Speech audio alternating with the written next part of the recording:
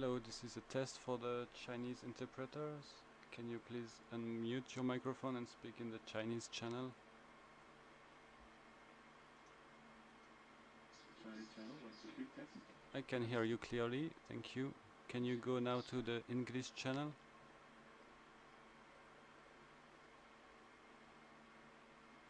Test. I can hear you clearly, thank you. We have a little echo. Make sure your headphones are not too close to the microphone. Hello, this is a test for the Hindi interpreters. Can you unmute your mic, please?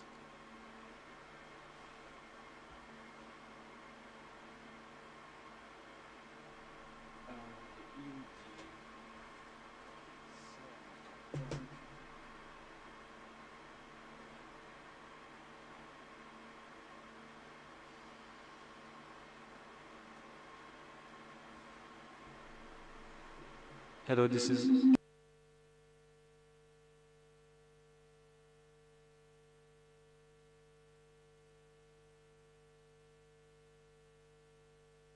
Hello, this is a test for the Hindi interpreters. Can you unmute your mic, please?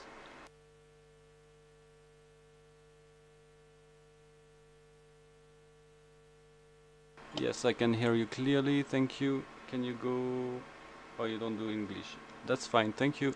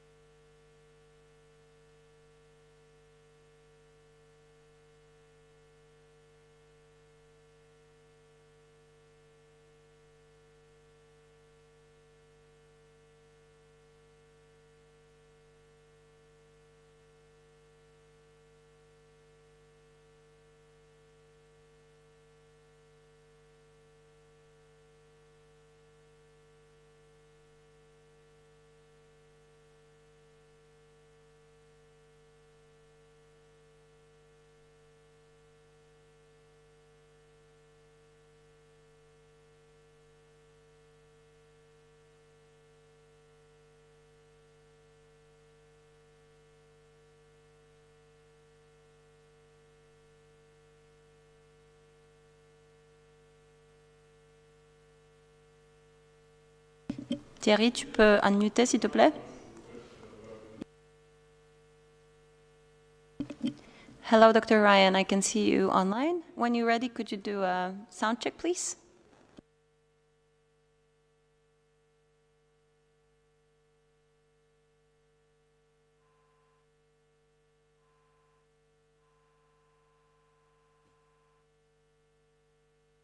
Hello, can you hear me? Yes, we can hear you, Dr. Ryan. Can you say a couple words more, please? Okay, hi there. 1, 2, 3, testing. Yes. 1, 2, 3. We can hear you very well. Perfect, thank you so much. Fantastic.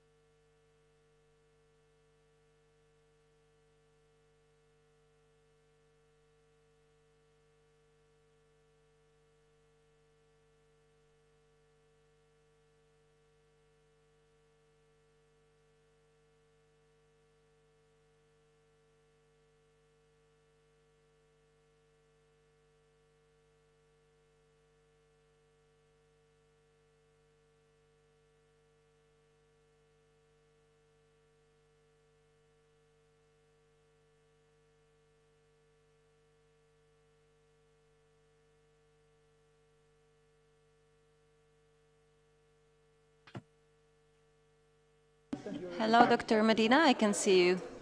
Thank you very much. How are you?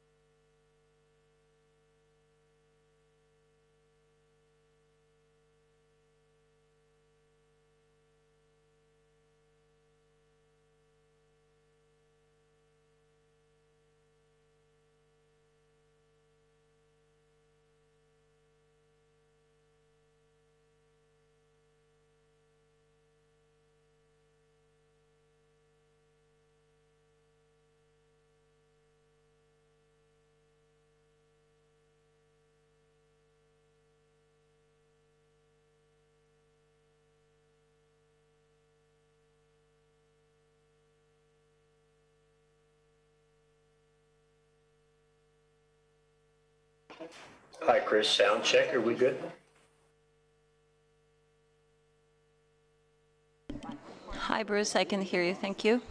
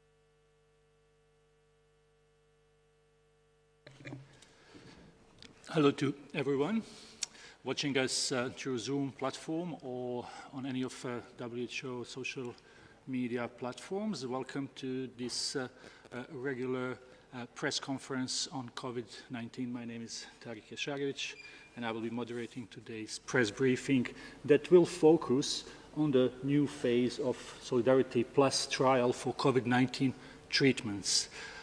Journalists have received a press release on this topic an hour ago, and we are happy to be joined today by a number of special guests that we have announced in our media advisory and that Dr. Tedros will shortly introduce as well.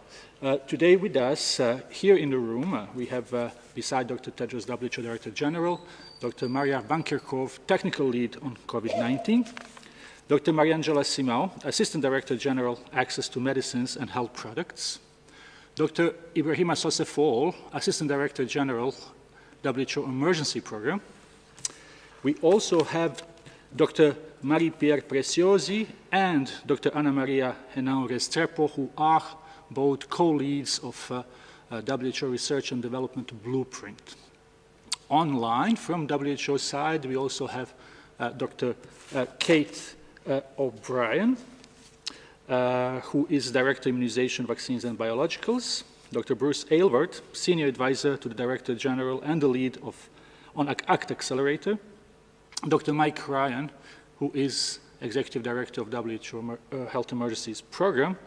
Also with us is Derek Walton, Legal Counsel. With this, I will give the floor to Dr. Tedros for his opening remarks.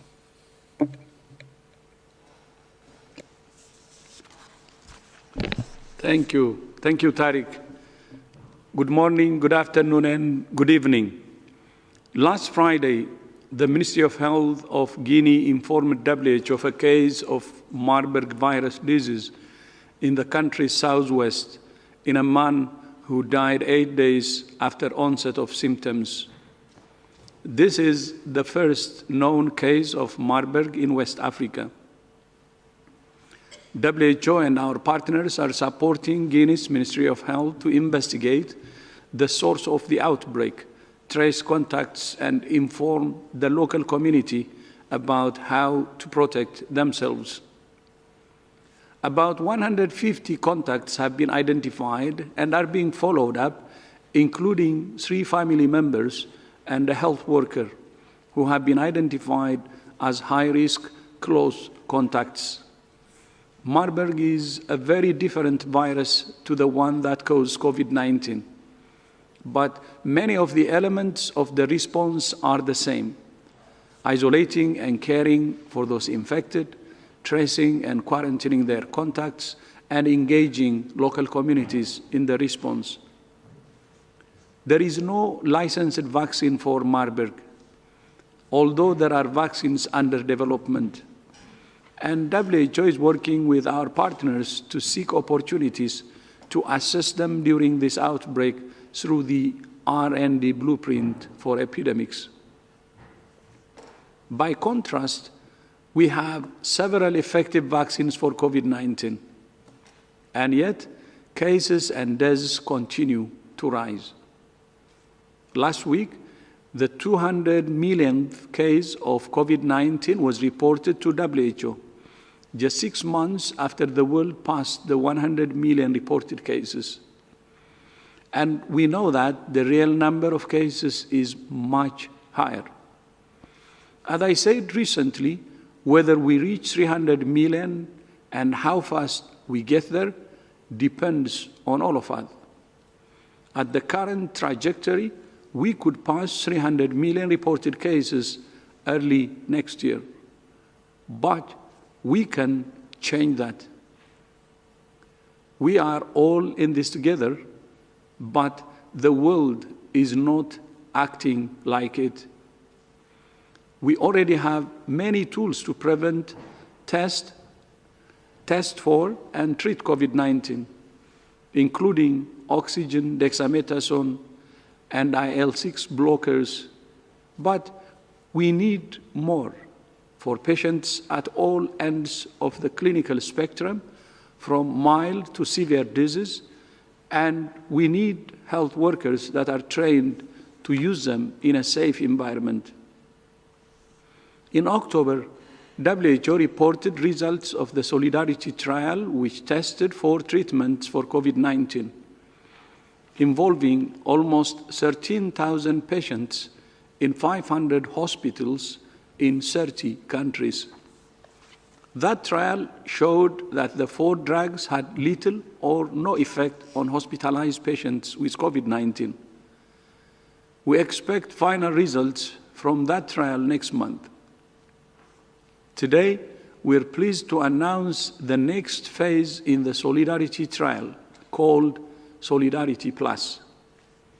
Solidarity Plus will test 3 drugs: artesunate, a treatment for severe malaria; imatinib, a drug for certain cancers; and infliximab, a treatment for immune system disorders such as Crohn's disease. These drugs were chosen by an independent panel of experts that evaluates all the available evidence on all potential therapeutics. The trial involves thousands of researchers at more than 600 hospitals in 52 countries. I would like to thank the governments, hospitals, researchers, and patients who are participating in the trial, as well as the 3 manufacturers who have donated the drugs for the trial: IPCA, Novartis, and Johnson & Johnson. One of the first countries to enroll patients in Solidarity Plus trial is Finland. Today, we are honored to be joined by Finland's Minister of Social Affairs and Health, Her Excellency Hanna Sarkkinen. Your Excellency, kiitos. Thank you so much for joining us today. And you have the floor. Thank you, Director General Dr. Tedros, and dear representatives of the media.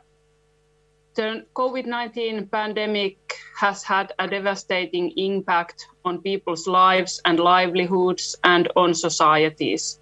At the same time, we have seen the development of new and innovative approaches to address COVID-19, including the rapid development of vaccines, diagnostics, and digital solutions.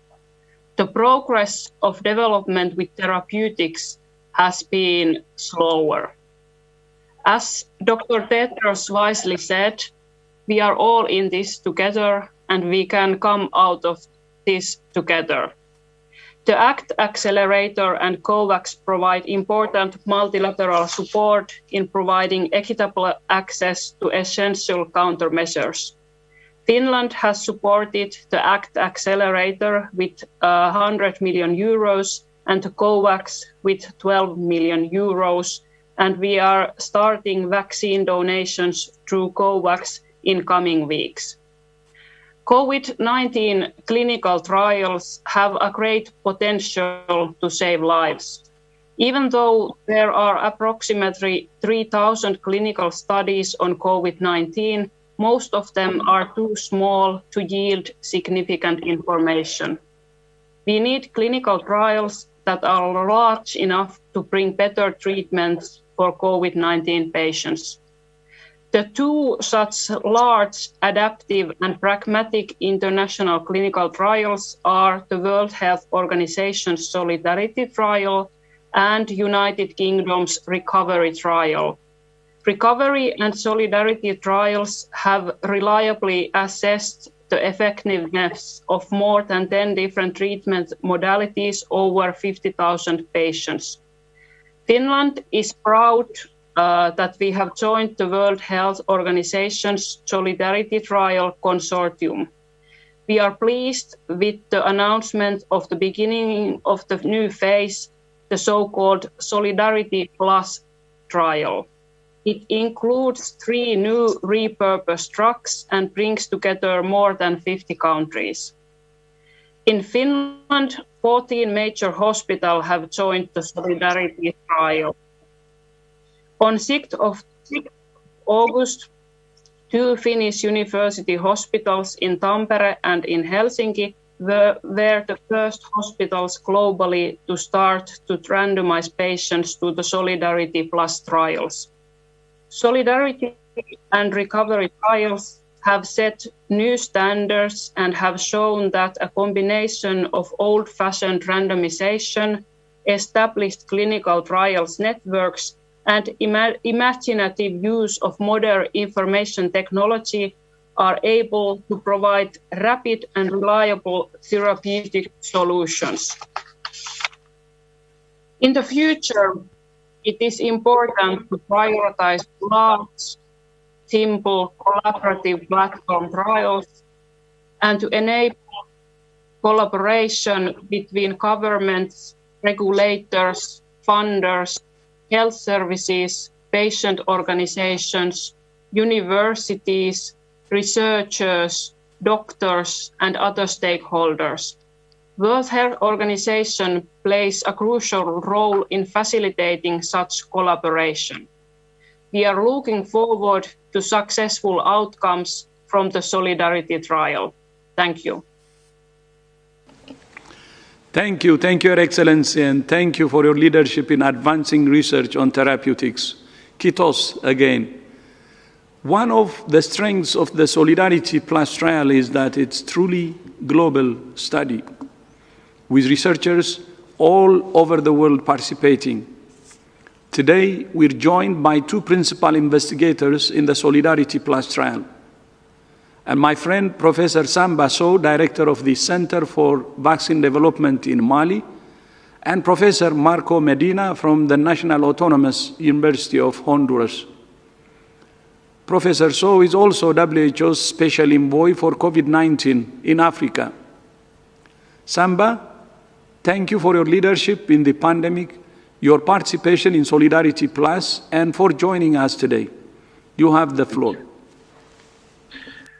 Thank you very much, Dr. Tedros, Director General of WHO, and my dear friend and brother. I want to start by thanking WHO for their leadership and visions, not only with the Solidarity trials, but with the pandemic as a whole. They have fought for global solutions to what has been undoubtedly one of the most troubling global issues of our times. When the pandemic started, there was a lot of concerns that Africa could become an epicenter to this awful virus due in no small part to its fragile health systems. But despite the frightening third wave, which is occurring now, and the lack in so many countries of accurate reporting and enough testing, the pandemic has not impacted Africa in the ways which were expected.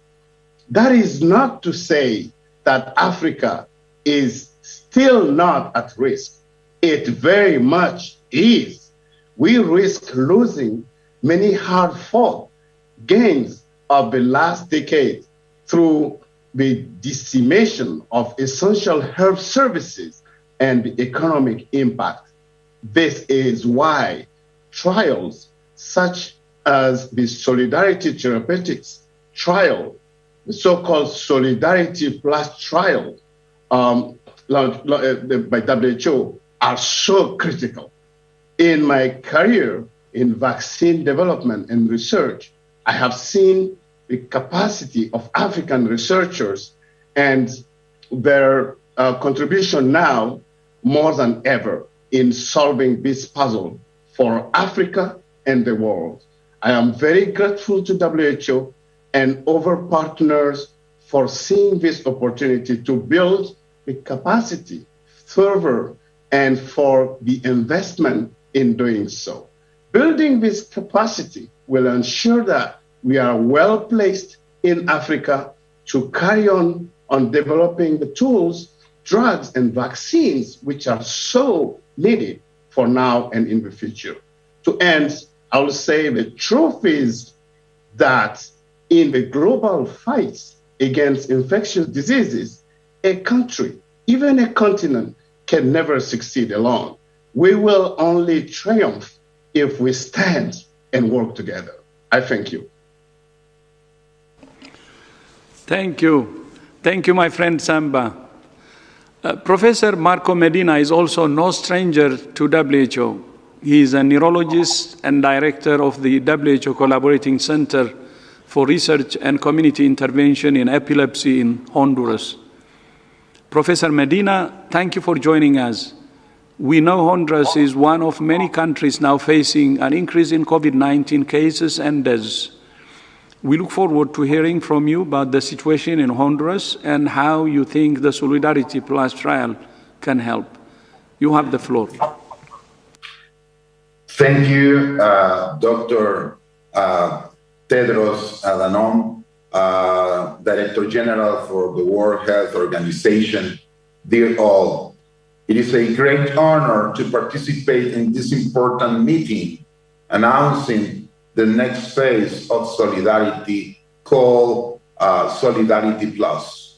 The National Autonomous University of Honduras, a WHO collaborating center, the Honduras Ministry of Health, and the Honduras investigators in 6 hospitals in our country have participated in the first solidarity trial in collaboration with 30 countries around the world. And now we are working with investigators from 52 countries in this second phase under the leadership of the WHO. The leadership of the WHO in this project has been fundamental.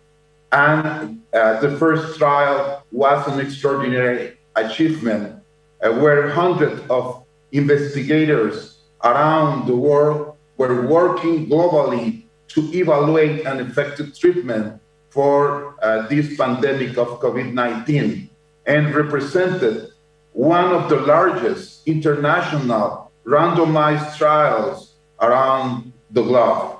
During this project, we have gained a lot of experience, and we are strongly believing that the next phase will be a success to find a treatment, a major treatment for this disease. Our national experience has been an important tool for promoting local research capacity. Collaboration at the regional and global level is also an extraordinary achievement and a crucial step to find therapeutic answers to this terrible disease. In Latin America, in Honduras, we are facing a major problem for this disease. And finding a cure for this problem is crucial, but as well as the vaccine access is also another answer, and improving the healthcare in our region is an important step that we need to work on. We would like to congratulate the World Health Organization for this major global initiative, and we are looking forward to work with you in the future. And thank you very much for this invitation. Thank you. Thank you, Professor Medina, and thank you to all our guests today, Minister Sarkkinen, Professor Samba, and Medina. And we welcome your engagement and support. My sincere hope is that one or more of the drugs being tested in the Solidarity Plus trial will prove to be effective in treating COVID-19. WHO remains committed to working with you and with all of the researchers and patients in the trial to advance the science, find new solutions, and to do it all in solidarity. Tariq, back to you. Thank you, Dr. Tedros, and thanks to our distinguished guests. Hopefully they will be able to stay with us and answer any possible questions from media. So now we will open the floor to journalists. You need to click icon raise hand, and also as always, and thanks to our interpreters, you may ask question in 6 languages plus Portuguese and Portuguese only. With that, we will start with the first question. That's Kamran Kasimov from Real TV from Azerbaijan. Kamran?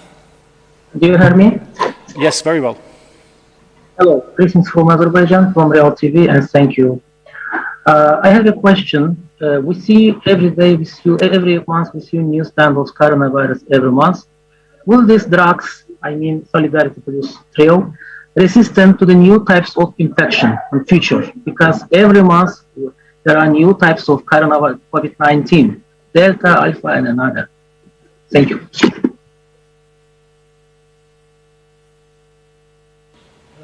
Gabriel, can you just please say it one more time and slowly? Sorry for this, thank you. About the Solidarity Plus trio, yes? And every month we see new stamps of coronavirus. Will these drugs from this trio resistant to the new types of infection in future?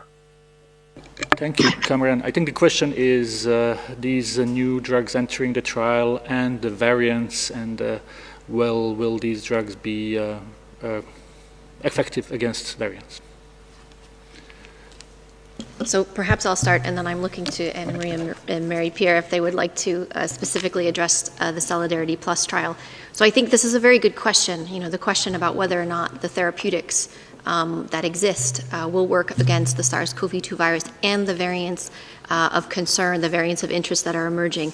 And I think this is why we have these trials. This is why we have these collaborations around the world that are trying to consolidate and pull together as much information as we can, almost in real time, to indeed answer the question that you've asked. Do the therapeutics work? Do the diagnostics work, to be able to detect cases? Do the therapeutics work to prevent severe disease and death? Do our vaccines continue to work to prevent severe disease and death?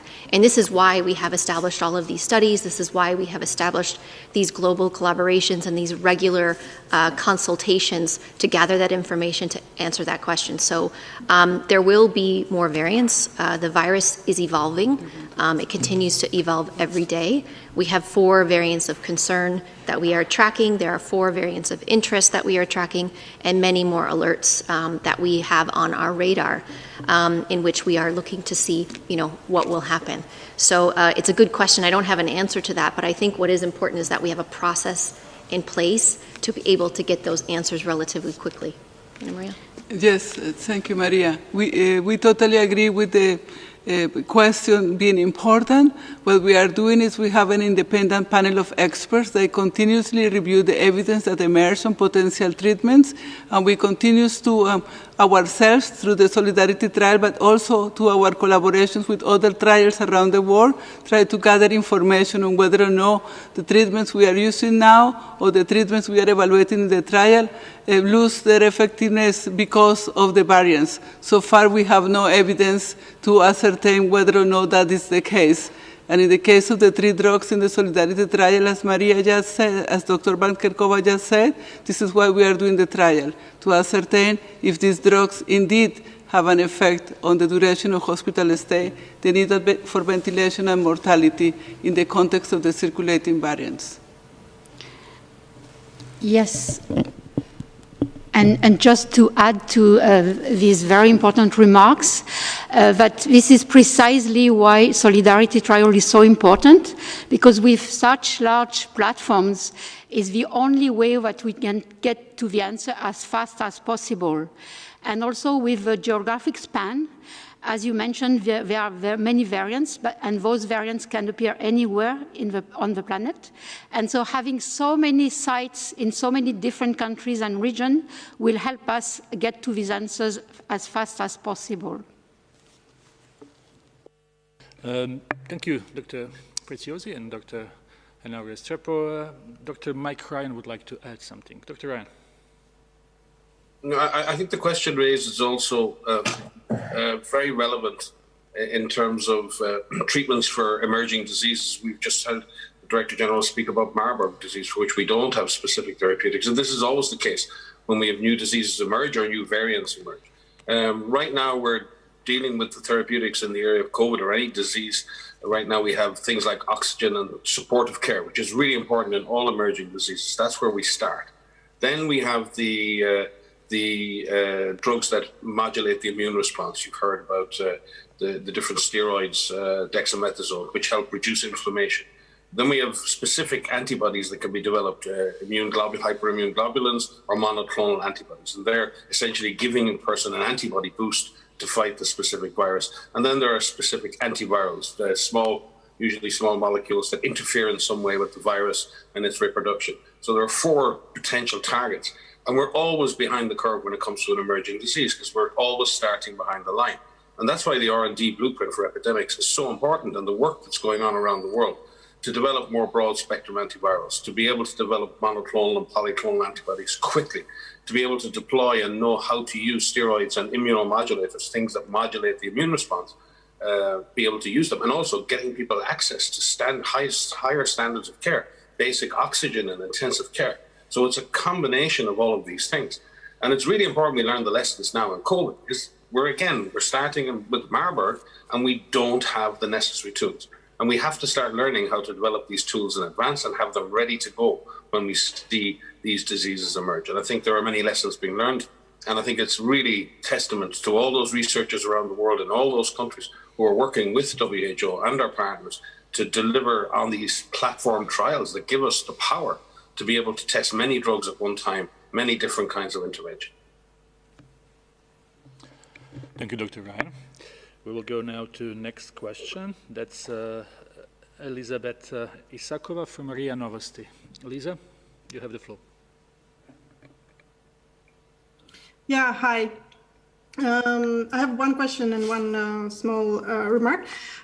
First, the question, do you have any additional information about the new Iota variant that was announced, that was found in the United States? How worried are you that this variant of interest may become soon the variant of concern? And how worried are you? Is it true that this variant is more contagious and more dangerous than the Delta variant? And the second small remark is the question, do you have any updates, information about the Sputnik vaccine? Because the latest update that we can see on the website is from 15th of July. So maybe you have some more information about the documents and maybe the data of the decision on Sputnik. Thank you. Thank you, Lisa. Maybe Dr. Van Kerkhove can start on variant, and maybe Dr. Simao can add on the vaccine.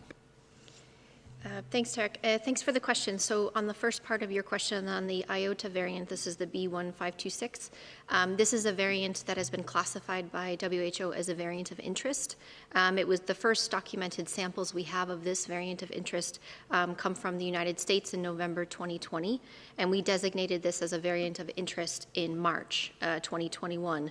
There are about 28,000 full genome sequences on GISAID of this Iota variant. About 27,000 of those, more than 27,000 of those, are actually from the United States. There's some very good research that is underway on this variant. There's some preliminary data from New York that found that the Iota variant did not lead to more severe disease, and it was not associated with an increased risk of breakthrough or reinfection. So that's some preliminary data that came out there. I think what is important as we look at these variants is we look at the circulation of them. Our understanding of the circulation of the Iota variant, that the prevalence of Iota in the United States, where much of the variant has been detected, is actually decreasing. And the variant Delta is actually increasing. And so the Delta variant seems to outcompete the Iota variant in terms of circulation. And I think globally, if we look globally, more than 90% of the sequences that have been submitted to platforms like GISAID have actually been of the Delta variant. So of the variants that we are monitoring, and as I mentioned previously, there are many, we take all of these very seriously. Currently, the Iota variant is a variant of interest.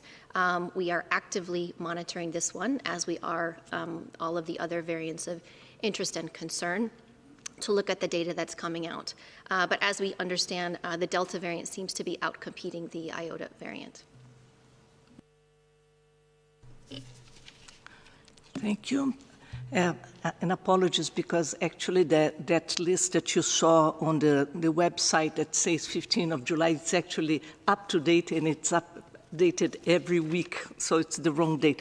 But let me say that the Sputnik, the process is still ongoing. We have some legal procedures undergoing at the moment, and we don't have a date to finalize the assessment. But I do have good news, because we have started the assessment of Bharat, which is the Covaxin, in July, and it's very advanced. We expect that we may have news about a final assessment beginning of September, mid of September. And we also have 5 other vaccine candidates that are beginning the assessment, 3 now in August. Sinopharm from YIBP, which is Sinopharm in Wuhan. We already did the listing for Sinopharm in Beijing, CanSino, and SII Novavax, the Serum Institute of India version of Novavax. And for September, we are expecting to have the Sanofi Pasteur and the Novavax, the main dossier being starting the rolling submission. So there are many vaccines at the final stages in the pipeline. So that's good. Thank you. Thank you very much. If we could just really limit questions to only one, so we can take as many as possible, because we have a long list of journalists online. We will now go to Miguel Ángel Criado from El País. I understand that Miguel could ask his question in Spanish.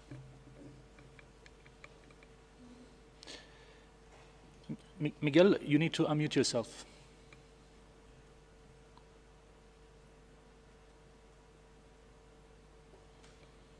¿Se oye bien ahora? Sí, sí, te escuchamos. A los panelistas, ninguno de estos está destinado para ir contra el coronavirus, sino más bien para intentar suavizar la respuesta.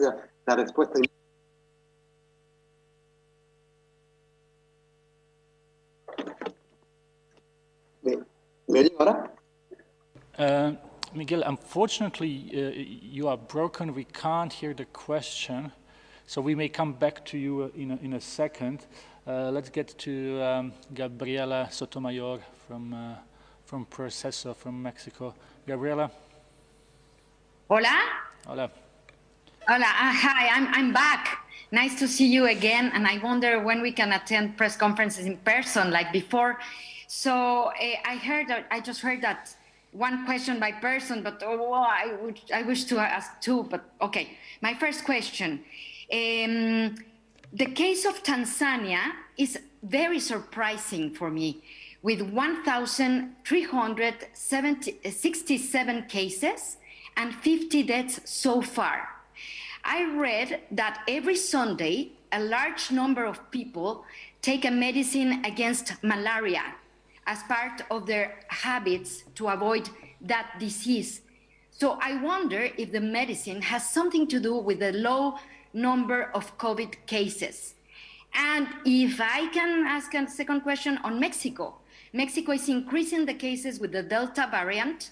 About 22% of the population has complete doses of the vaccine.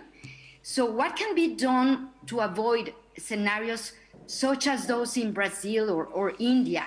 40% of the population has 1 dose. So that's my question. Thank you so much. Thank you, Gabriela. We also hope to see all of you soon. Maybe Maria can start. I will start, and I'll choose to answer your second question around Mexico. And Gabriela, I would just like to say I hope we get to see you again in the near future. As well as the other Geneva-based journalists. So with regards to Mexico, I'm looking at, I mean, I think you'll know what my answer will be in terms of a comprehensive, approach that Mexico is taking, and that Mexico needs to consistently and continue to be vigilant against. So the vaccination coverage is increasing, as you've pointed out. Many have 2 doses, some only have 1. So increasing the coverage of vaccination and the full course of vaccination will certainly help in terms of reducing severe disease and death, and will likely have an impact on transmission as more of the population becomes vaccinated. But of course, it's vaccines and all of the other measures as well, not just vaccines only.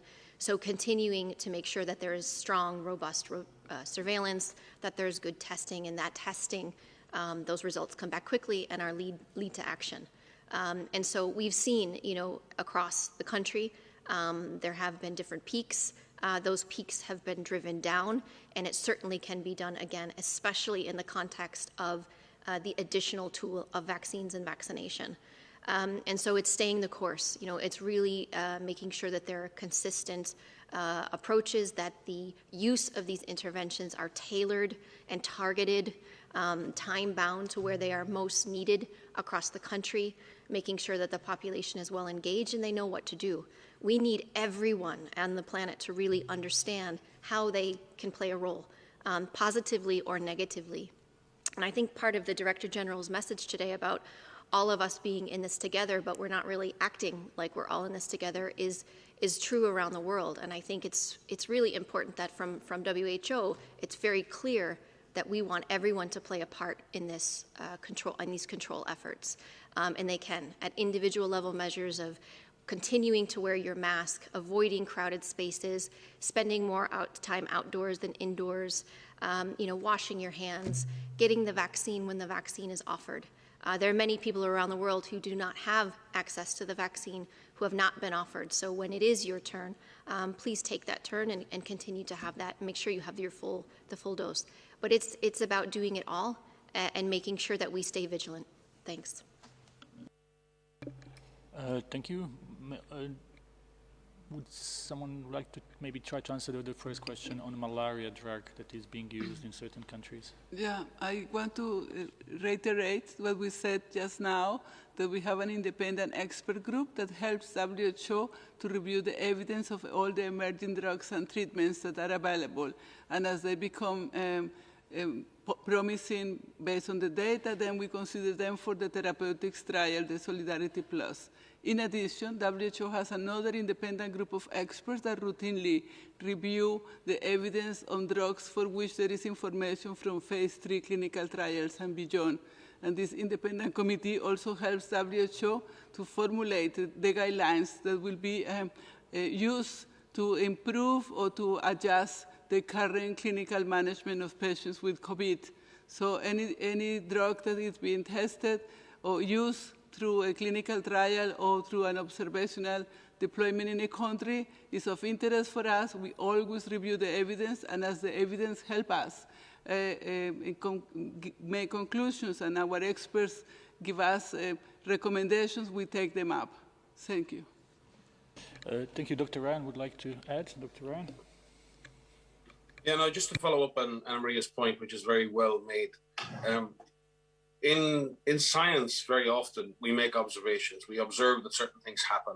Clinicians or doctors observe that a certain drug has a certain effect. Communities notice that something may be working at community level.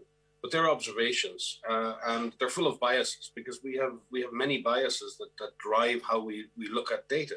And that's why it's so important that when we get these positive observations, that we do the trials necessary to take all of the biases out. So, for example, in the case of a community taking a certain drug, that drug may be effective or not effective, but it may also reflect the fact that a community is more vigilant because it's more committed to disease control. They may be physically distancing more. The people may be more careful. They may be washing their hands. They may be a community that has a higher level of commitment to controlling a disease. It may not be a drug that's doing the reducing the incidence of disease, with many other factors. And that's what good clinical trials will do.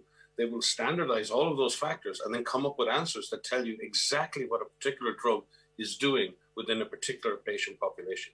And again, we need these clinical platforms to be able to do these kind of large-scale trials across a range of countries, so that these type of research has not been just done in one place in the north, but is spread around the world, that everyone is contributing to the research, and everybody is benefiting from the outcomes of that research. And the Director General, Dr. Tedros, has said this for a year and a half now. This is about science, solidarity, and solutions. We need both. We need the science, we need the solidarity. That will drive the development of solutions. It is always positive to hear positive news where communities or doctors or people have observations, because the essence of progress is to observe something changing and test whether that's actually happening. And that is at the core of what we're trying to do as scientists around the world. Thank you, Dr. Ryan, Dr. Restrepo, and Dr. Van Kerkhove. Let's move to next question. Sarah Newey from Telegraph. Sarah? Hi there, thank you very much. I'm sure you've seen there's lots of discussion ongoing in the UK, at least at the moment, about whether herd immunity is now unachievable because vaccines don't appear to halt transmission as much as hoped. I just wondered what you think of this and how this might affect the trajectory of the pandemic. How big a problem would this be? Thank you. Thank you.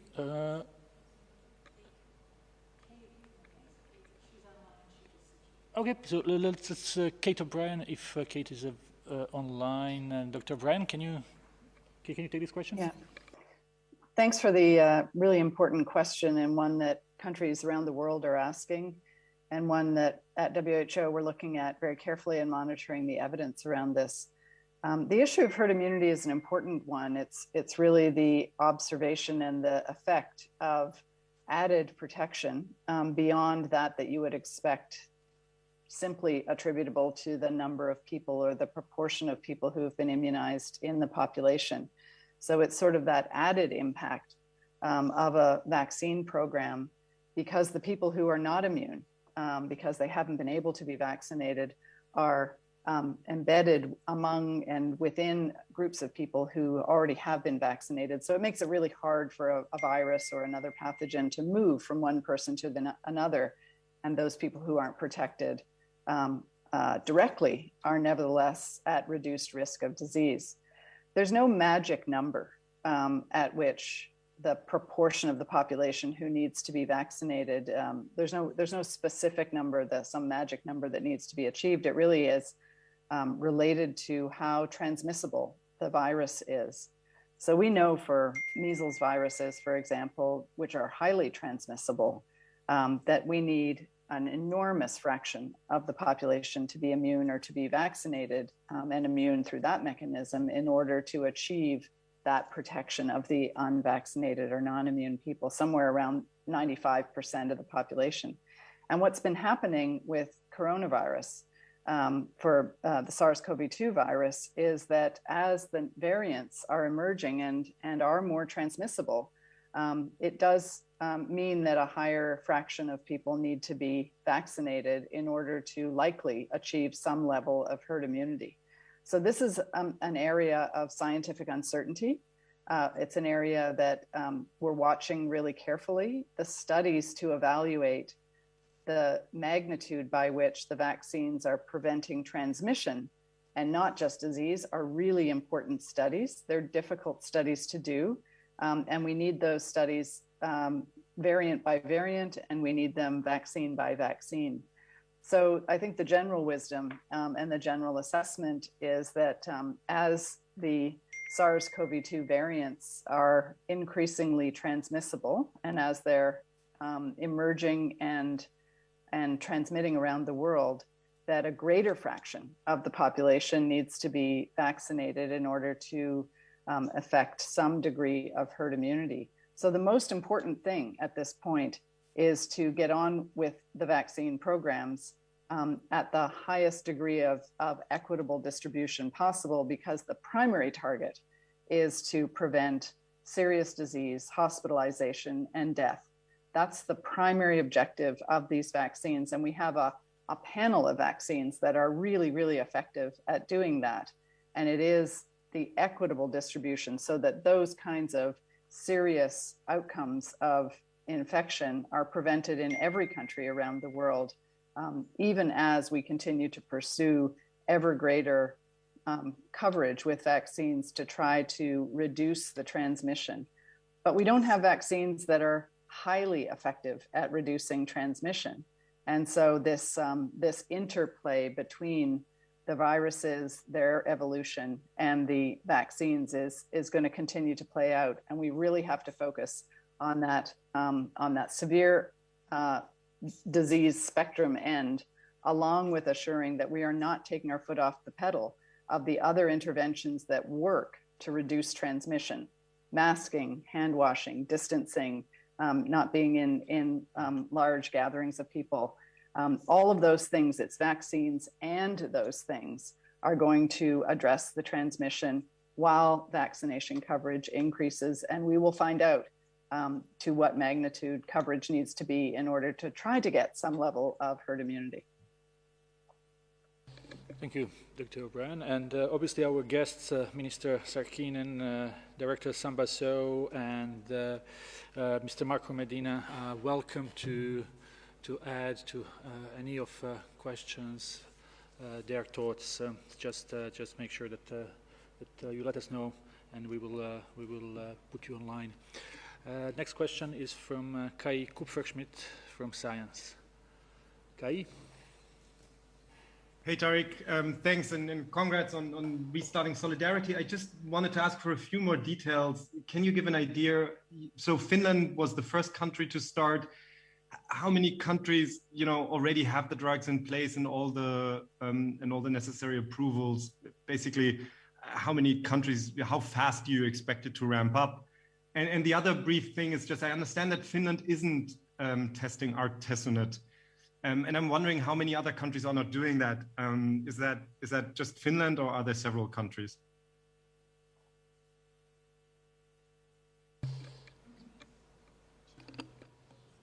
Okay, so Kai, thank you very much for your question. These are two important questions. So number one, the trial that is a platform trial, as we have discussed, involves countries and hospitals in many settings all around the world.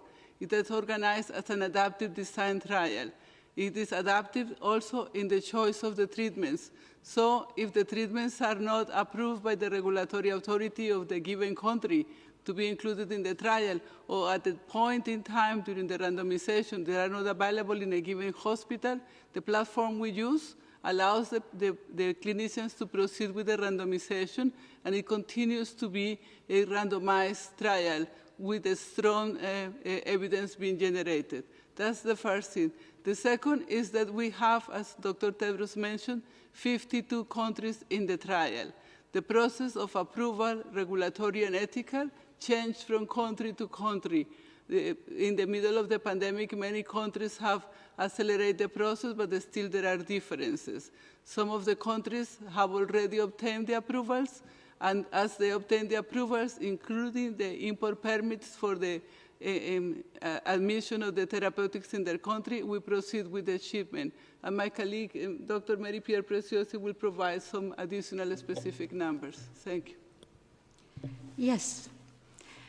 Thank you very much for your interest. So just to confirm that with 52 countries, as you can imagine, we cannot have all 52 starting at once. However, we can today say with confidence that half of them have already obtained all the ethical and regulatory approvals. But we need more because as a global sponsor, we need to have the evidence of all the submissions. We need to go through all the details, the training, to make sure that they all implement the trial correctly and according to protocol, and to support them in their preparations. So to be a little bit more specific, we have at least 10 to 15 countries for which the drugs have been shipped or are under shipment already today. And the last point about selecting the drugs, so almost all countries are going for the free drugs. We have a few exceptions here and there because some regulators have made the judgment that they would not like to approve one or the other drug to be included, but this is very rare. So we don't anticipate that this will be the rule. Thank you. Can I add? I just want to add to the question on the speed of enrollment, that this time, as we say, we have 16 more countries and nearly 200 hospitals more in the trial. We are very, very, very grateful to the researchers in all these countries. This will allow us to have an even wider capacity to recruit patients with COVID if they consent to participate in the trial. So if anything, we are hopeful that the recruitment rates will be higher, much higher than in the initial phase, because unfortunately, COVID is still a very common disease in many parts of the world. Thank you.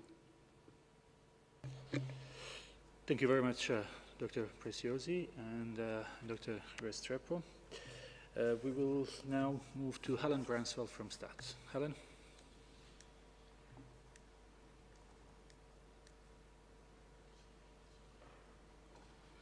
Do we have... Hi, Helen. Yeah. Hi, thanks very much, Tarek. At the beginning of the press conference, the Director General was mentioning the Marburg outbreak and talked about the R&D blueprint. I'm wondering, of the various candidate Marburg vaccines, is there any for which there are enough human-grade supplies that they could be put into use in a clinical trial if the need arises? Thank you. As Dr. Ryan mentioned, we are very aware of the importance of being prepared and planning in advance. So with Dr. Preziosi and other colleagues in the R&D blueprint, we have developed over the years what we call research and development roadmaps for each of the priority diseases of the R&D blueprint, including Marburg. As part of this work, we have identified some candidate vaccines that are under development.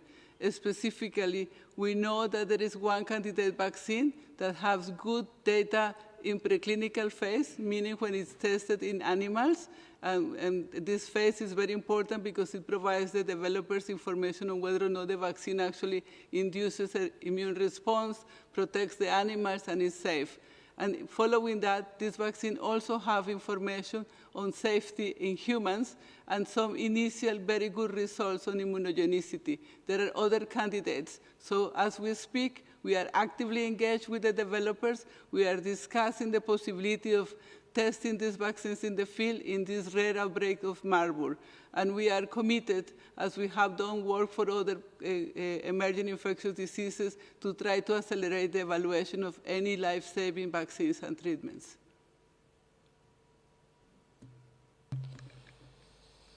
Thank you. Thank you, Dr. Restrepo.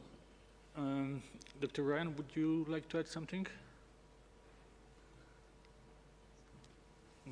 No, I think you have Dr. Sosa there. I think it's, for me, that work is very important, but also the fact that these diseases are getting picked up quickly in the field, single case. We're not talking about a major cluster of disease, a lot of deployment of surveillance, contact tracing, follow-up, identifying people at risk, shoring up and improving infection prevention and control. And Marburg is a disease that has been known to transmit in labs, transmit in hospital environments in particular. So it's really important that the work on the ground contains the disease, and the DG said it. That's what we're doing, the same basic stuff: surveillance, case finding, contact tracing, following up contacts, ensuring that people who get sick are rapidly isolated and given the appropriate standard of care and level of care. And even without specific therapeutics or vaccines, we can save a lot of lives with a high standard of clinical care. And it's really important, as Anna Maria said previously, that people come forward for that care. So there's a lot of work on the ground in responding. The authorities in Guinea now, and particularly in Gekedu, have obviously the 2014 experience and the recent experience of Ebola containment, which they did very well. And again, we're getting better at, number one, picking up these diseases, two, getting them reported into the system, and three, being able to initiate containment measures, usually driven by the national authorities on the ground reacting and investigating. If we link to that all of the R&D, research and development blueprint for epidemics work around the world, with all our partners, if we can connect both those global solutions with those local capacities, and that's the trick. The trick is to recognize that we need local infrastructure, local workforce, astute, well-trained clinicians and nurses who notice when something is wrong, when they have an unusual case or a cluster of disease, and that they know what to do. They can take a sample, get that sample tested.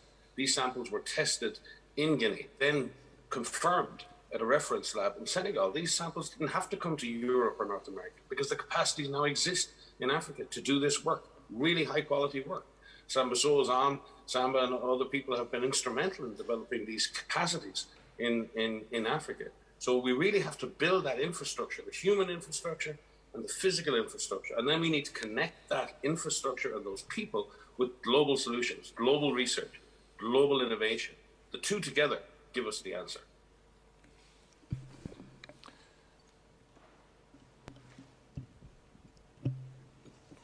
Thank you, Mike and Maria. I think we need really to congratulate the team in Guinea and in Gekedo, because you may recall that a few years ago we had to send sample to Atlanta or Lyon to confirm Ebola or the diseases. This time it was confirmed in Gekedo. Thanks to the investment we have done in terms of preparedness. It's true that it's the first Marburg outbreak in West Africa, but in our risk assessment of high-threat pathogen, we have identified more than 20 countries in Africa where transmission of Marburg virus disease can happen. Although before Guinea, we have only had 5 countries that reported real outbreaks. So we need to do more in terms of investing in local surveillance, as said by Mike, not only for Marburg, but also on research and development for other so-called viral hemorrhagic diseases like Lassa, because Lassa is very prevalent in West Africa, in many other African countries, Congo virus diseases, Rift Valley fever, and so on. That's why this investment, research and development is critical, and with more investment done during COVID-19, we expect to use this momentum to be more ready and prevent more people from this high-threat pathogen. Thank you. Thank you, Dr. Sosefal. We will have a time for 1 or 2 questions before we ask our guests to give their final words, as well as Dr. Tedros. So let's go to Sophie Mokena from South Africa Broadcast Corporation. Sophie, the floor is yours.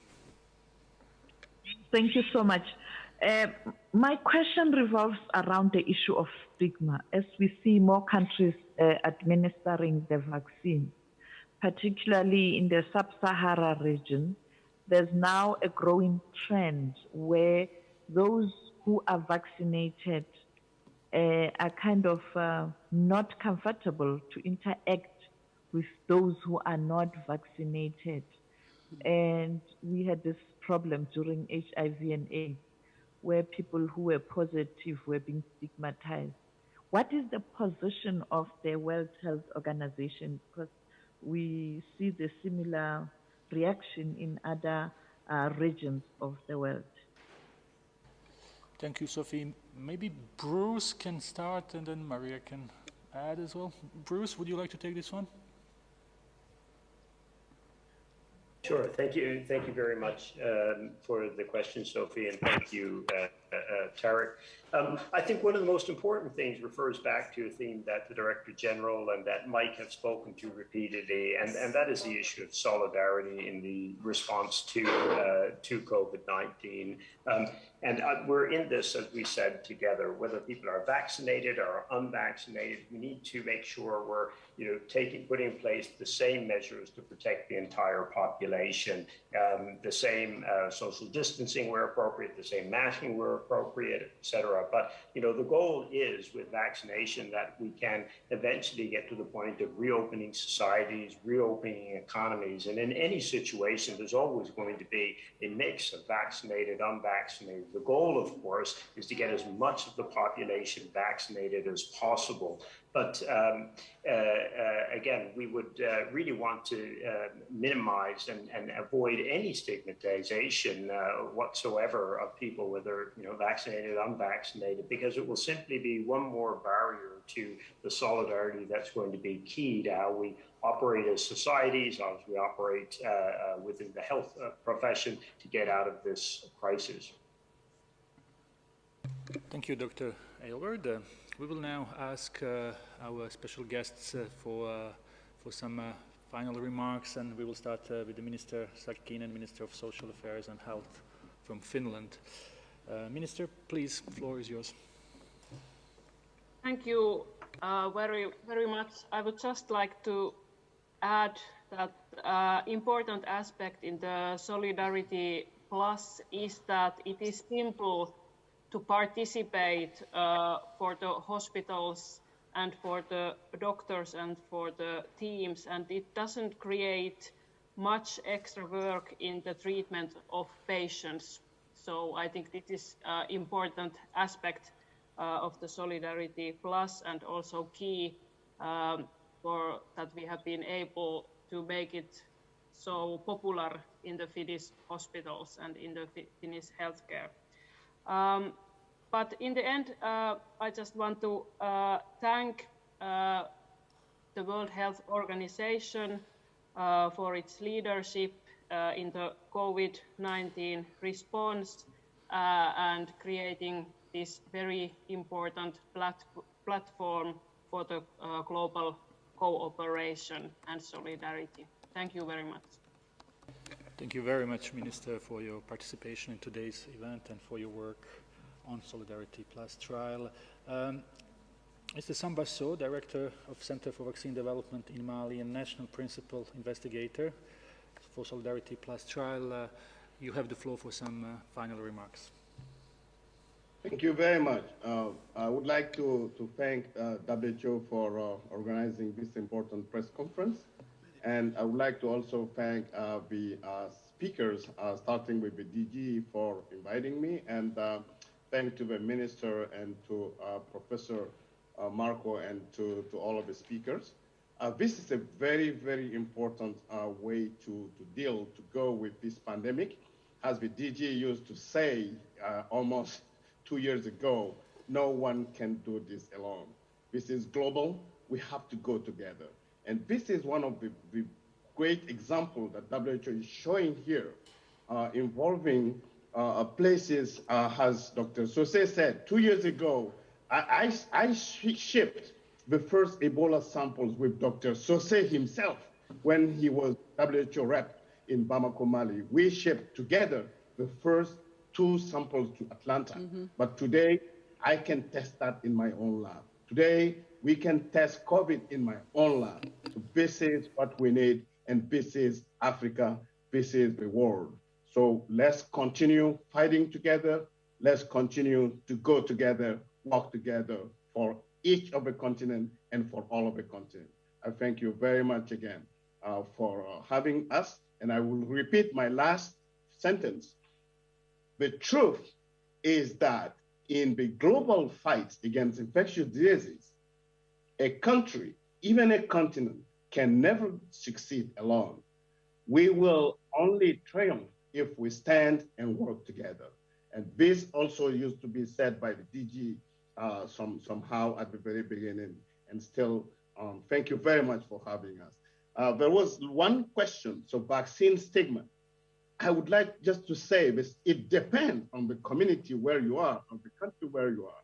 Sometimes if you feel that you are vaccinated and that you have more privilege compared to non-vaccinated, in some communities, when you are vaccinated, you can be rejected for that.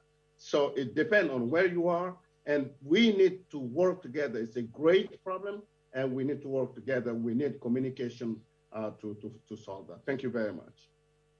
Thank you very much, Professor So, for this very important message and for all your work over years working with WHO. And now going to Professor Marco Medina from Honduras for his last thoughts. Professor Medina. Thank you very much. We are very proud to collaborate in this important effort on solidarity. I think the team working on this subject has been very effective. For instance, the work of Ana Maria and as well as the experts such as Professor Tito or Professor Miranda in Latin America. I think this kind of a project can be the first step for other projects that we can establish to deal initially with COVID, which is at this moment the most important problem around the world. But in the next future, we can work together evaluating problems that are important for the world. I think the strategy and the technical aspect plus the teamwork has been quite important and improving the local research building capacity. At this moment, we are working on the next step, and the Ministry of Health has been quite interested to promote this project, as well as my university. And I think one of the issues that we need to evaluate is to have a constant feedback to our countries, mainly sending a public message about the progress that the WHO is making. COVAX, in my opinion, has been a crucial project as well. And I would like just to answer one of the questions that I was having about the vaccines.